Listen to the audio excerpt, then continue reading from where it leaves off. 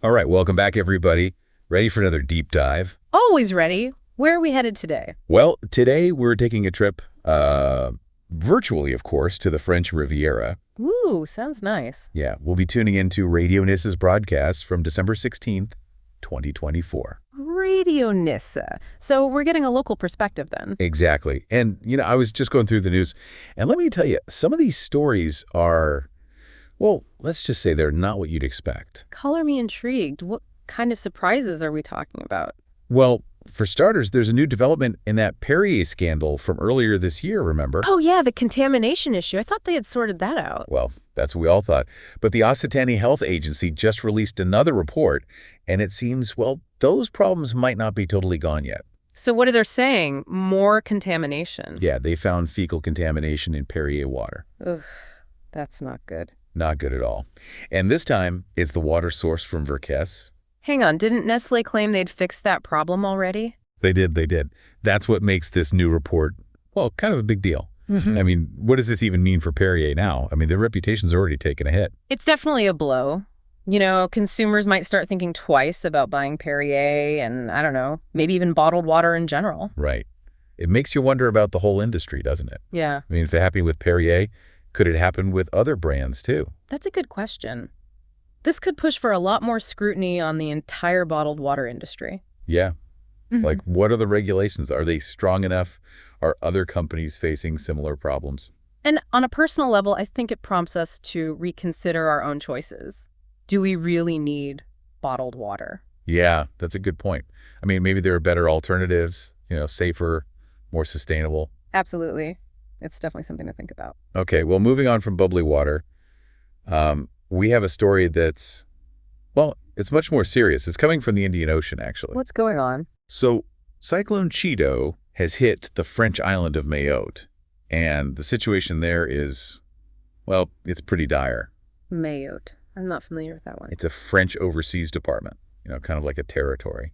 And this cyclone has really, really slammed into them. Oh, wow. How bad is the damage? Initial reports are suggesting hundreds of casualties, potentially. It's pretty devastating. Wow, that's awful.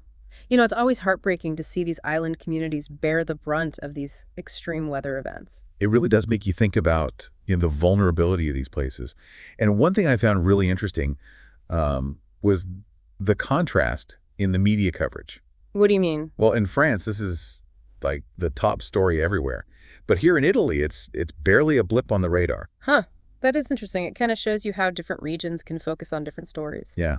And it made me think about, how our own location, our own context shapes the news we see, the news we pay attention to. Right. Like some places or events just don't get the same media attention. Exactly. And, I was reading that rescue efforts are already underway in Mayotte.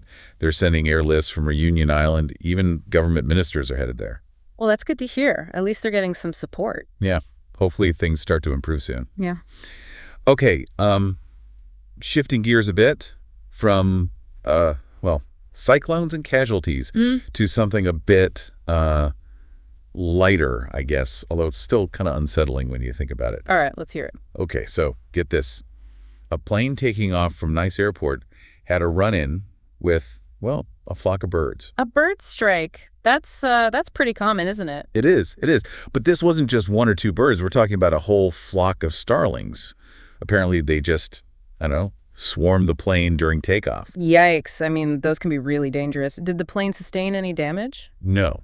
Oh. Thankfully not. But they did have to close the runway for a while to clear everything up. I bet that caused some delays. Oh, yeah.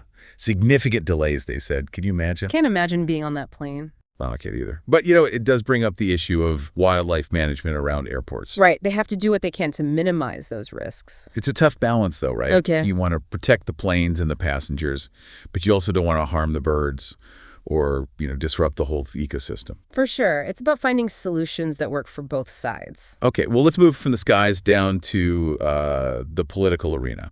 And no surprise, things are pretty lively, as always, in French politics. What's the latest? New scandal. Well, not a scandal exactly, but, we have a new prime minister now, François Bayrou, appointed by President Macron. Oh, I did see that. What's the reaction been like? Well, Eric Ciotti, the right-wing politician. Yeah. He's already made his opinion known. Doesn't he always? What did he say? Well, he publicly wished Beirut good luck. Good luck. That's Yeah. nice of him. Well, on the surface, yes. But there's definitely, like, a deeper meaning there, Like, it's almost a warning, like, good luck, because you're going to need it. Ah, I see. So not just a friendly well-wish, then. Exactly. And Ciotti's been pretty vocal about his disapproval of the previous government's policies. Right. I remember him being quite critical of their economic approach. Yeah, he called it tax madness, basically arguing that all the taxes are hurting the economy, businesses, individuals, everyone. So You're calling for reform, then? big time. He sees tax reform as, like, the key to fixing everything. So it seems like we're in for an interesting time in French politics. Oh, you can say that again.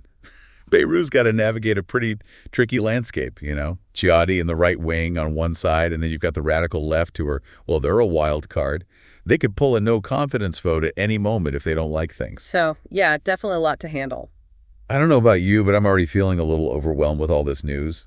But hey, that's what makes these deep dives so fascinating, right? You said it. You never know what you're going to find. All right, well, we've got a lot more to unpack from Radio Nizza's broadcast, so stay tuned because there's still plenty more to come. Can't wait. It's really amazing how just, like, listening to one day's worth of news from, well, just one little corner of the world can give you this whole, like, snapshot of what's going on, like, everywhere. It really is. And what's, I don't know, maybe striking to me is how unpredictable it all is. I mean, you've got natural disasters, political shakeups, even, what was it, a bird strike? It's just a lot. I know, right?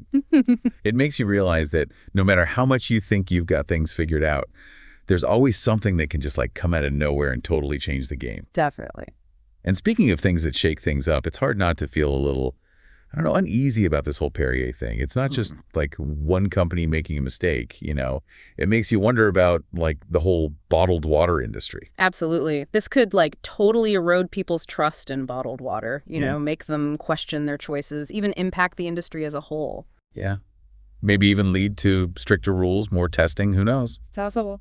So what about Nestle? What are they saying about all this? Well, they put out a statement, the usual, saying they're looking into it, making sure their products are safe. But some people are saying it's not enough, especially with that other contamination issue earlier this year. Yeah, I could see that. It'll be interesting to see what happens, how it all plays out. For sure. Okay, let's shift gears a bit. Let's talk more about politics. You were saying earlier that Eric Ciotti was pretty vocal about the last government's policies. Oh, yeah, he was not a fan. What was it he called it? Oh, tax madness. Right, tax madness. Basically saying that they were taxing everyone way too much. Yeah, he was arguing that it was hurting the economy, businesses, the whole shebang. So less taxes, more money for everyone, that's his idea. Well, that's the simplified version, but yeah, pretty much. I guess it sounds good in theory. I mean, who doesn't want lower taxes? True. But of course, it's a lot more complicated than that. You have to consider where that money comes from, what services get cut, all that. Right, right. So what's the current government's approach? Are they on the same page as Ciotti? Not exactly. Ciotti's all about letting the market do its thing, less government intervention. But the current administration, they're a bit more, I don't know, hands-on. Interventionist, yeah. Exactly. They're big on social welfare, public services, that kind of thing. They see a role for the government in, making sure everyone has a fair shot. So classic left versus right then? I guess you could say that. It's a debate that's been going on forever, and it's not just in France. I mean, you see it everywhere. Yeah, true. It's like even when we're zooming in on a specific place like France, you start to see these connections to, like, bigger global things. Absolutely. It's all connected. It's kind of like that with the cyclone in Mayotte and the media coverage we were talking about earlier.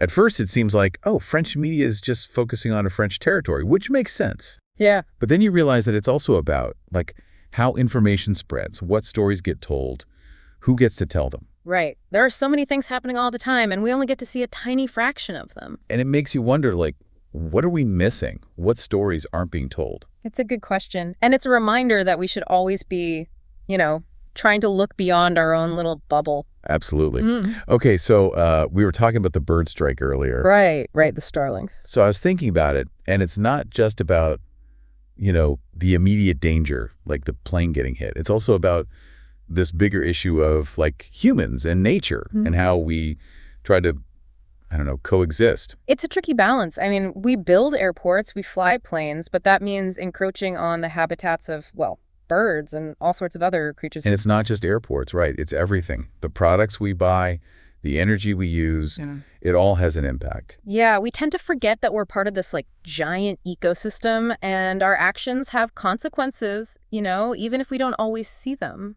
So what do we do? I mean, we can't just like stop everything. No, but we can be more mindful, I think. Make choices that are, less harmful, more sustainable. Be more aware of our impact, basically. Exactly. It's amazing, isn't it, how all these stories we've been talking about from Radio Nizza, they all kind of fit together. Yeah, it's like a little window into a whole world, a whole day in a different place. And you realize that, like even local news, it can connect to all these bigger things happening around the globe. Absolutely. Every story is part of a larger tapestry, And I think one of the most, powerful examples of that was the story about the Syrian refugees. Yeah, celebrating Assad's downfall, right? Exactly. It just shows you how, like, even when there's a major event, a global event, people's experiences of it can be so different. It's a reminder that there's always more than one perspective, more than one side to every story. And that's so important to remember, especially in today's world, where everything feels so interconnected.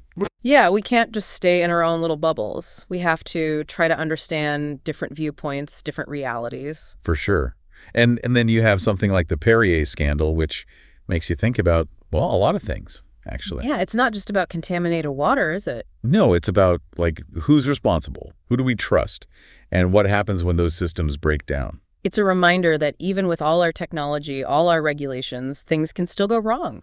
And sometimes the consequences can be, well, pretty far-reaching. Yeah, it's a bit unsettling, isn't it? It is. Makes you think, like, if this can happen with something as simple as bottled water, what else could be out there? Yeah, it's a good question that makes you appreciate, the importance of critical thinking, of questioning things, of doing your own research. So as we wrap up our deep dive into Radio Nizza's broadcast, I guess the big question is, what do we take away from all this?